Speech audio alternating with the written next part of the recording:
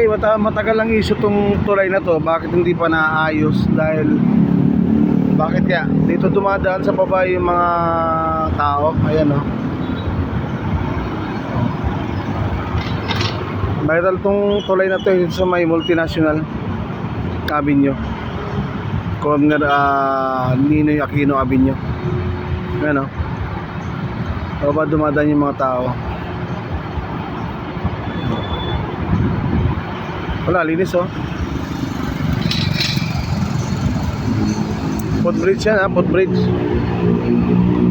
Matagal na yung nakatingga. Hindi madaan ng tao. Kaya sa baba dumadaan yung mga tao.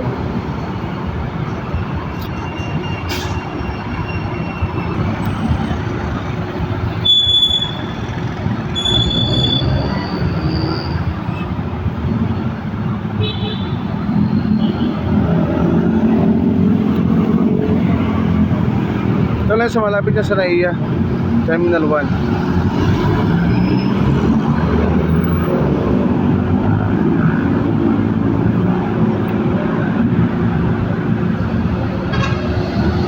Mga kasimple, mga kasimple yan. Napakasimpleng ayusin lang itong footbridge pero di magawa-gawa.